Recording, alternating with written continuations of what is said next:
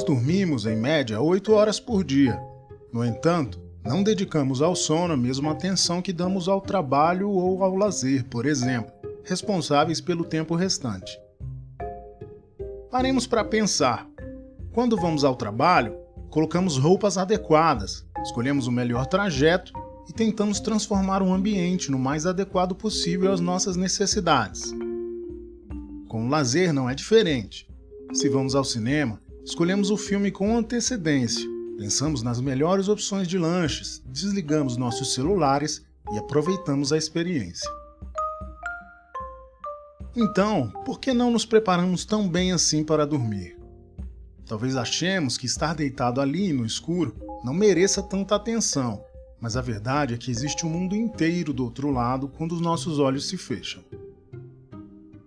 O sono é o descanso necessário para a nossa mente e nosso corpo, não apenas para a reposição de energias, mas especialmente para processar e usufruir de muito do que vivenciamos quando estamos acordados. Tudo o que aprendemos, por exemplo, precisa de uma boa noite de sono para se tornar proveitoso para o cérebro.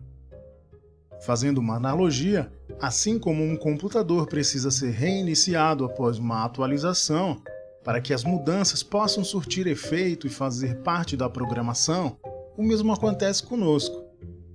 No entanto, dormir não atende a uma necessidade apenas biológica e vai muito além de atualizar nossos sistemas orgânicos, pois ele também é capaz de nos colocar diante de grandes mistérios, como o universo dos sonhos e outros tipos de experiências oníricas. Todos conhecemos alguém que já relatou ter passado por uma experiência difícil de compreender ou até de acreditar ter vivenciado. Às vezes, nós mesmos já estivemos em situações que não conseguimos explicar e que não encontramos respostas claras a respeito dela na literatura ou junto a especialistas. Seja a experiência de sonhar que está presente em algum lugar onde nunca esteve, e depois confirmar que o local se assemelha com outro que existe de verdade, ou receber uma notícia surpreendente, ou ainda enxergar um evento que mais tarde se confirmaria.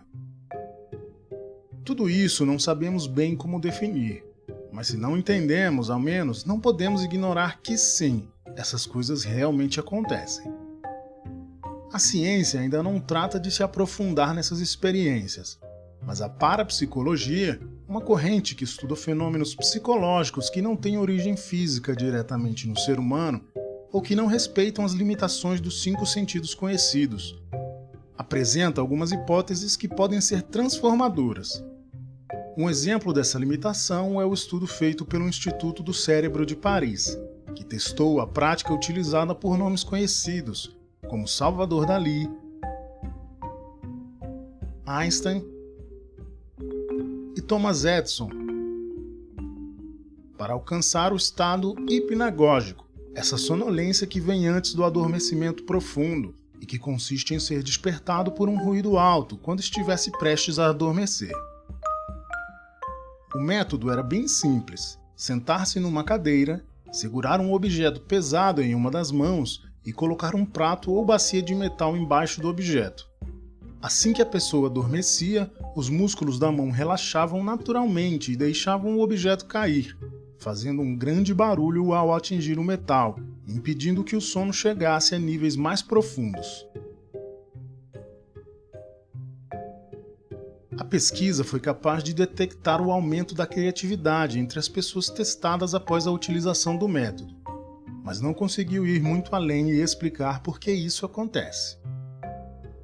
Se buscarmos em outras fontes tão dedicadas quanto a ciência a respeito dos mistérios do universo, como a filosofia e o esoterismo, poderemos encontrar algumas hipóteses que não são verdades absolutas, mas que nos fazem refletir sobre esse fenômeno. Começando pela filosofia, uma das provas da grande importância do assunto, por exemplo, está na mitologia grega, que atribui papéis a todas as partes do sono, e que, como em toda construção mitológica, guardam significados valiosos em cada um deles.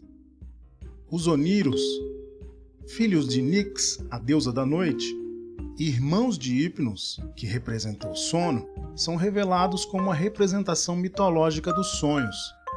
Assim, os sonhos entram em contato conosco à noite, através do sono, abrindo as portas de uma realidade superior e misteriosa, que de outra forma não conheceríamos.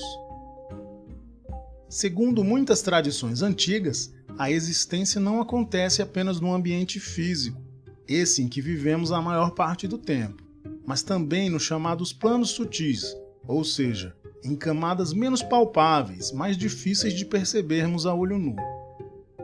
Assim, para muitas dessas tradições, o momento do sono seria o trânsito da consciência entre essas dimensões, sendo assim a oportunidade na qual o indivíduo poderia romper as limitações do corpo e atingir níveis mais elevados de experiência mental e emocional.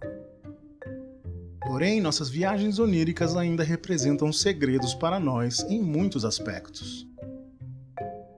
Curiosamente, ao contrário de um computador que, quando desligado, para de funcionar completamente e assume um estado de total adormecimento, nossa consciência migra do estado de vigília para o onírico quando dormimos, e nosso cérebro adota um ritmo de atividade tão acelerado que parece incoerente com a hipótese do mero descanso. A fase que nos conecta aos sonhos, inclusive, é chamada de REM, que é marcada por movimentos rápidos dos olhos e é responsável por grande comunicação neural, simulando um estado de vigília, como também um momento repleto de experiências. Não é à toa que o estado hipnagógico desperta tanta curiosidade entre artistas, cientistas e grandes mentes da história desde sempre. Ele tem a capacidade de nos alçar a uma espécie de limbo, onde deixamos para trás as amarras do mundo concreto, que nos impedem de acreditar em tudo que sonhamos, mas não nos deixa aportar completamente no universo dos sonhos, de onde voltamos frequentemente dando pouco ou nenhum valor às magníficas e insólitas experiências que vivemos. Vale a pena, portanto, investir mais tempo do nosso dia em planejar melhor nosso sono, para que nossas eventuais experiências astrais sejam proveitosas e não sofram tanta interferência do mundo material que insiste em nos atrair a todo momento. Reduzir as luzes algumas horas antes do horário ideal do sono, que é por volta das 23 horas para a maioria de nós, e deixar de consumir estimulantes à noite, seja cafeína, música alta, ou até séries ou filmes que despertem nossa mente. São bons exemplos de preparo para essa parte tão mística do nosso dia. Ter uma boa noite de sono não apenas nos permite o tão merecido descanso, mas também permite que possamos entrar em contato com a parte mais sutil em nós, da qual nos distanciamos tanto nos últimos séculos de nossa história. Dormir bem é uma expressão de generosidade consigo mesmo, e se você está bem, nada o impedirá de fazer o bem. Este vídeo foi uma produção da Fido Bem. Se você gostou, deixa o seu joinha, deixa um comentário aí embaixo e confira mais do nosso conteúdo nas nossas redes sociais e principalmente em nosso portal, fidobem.com.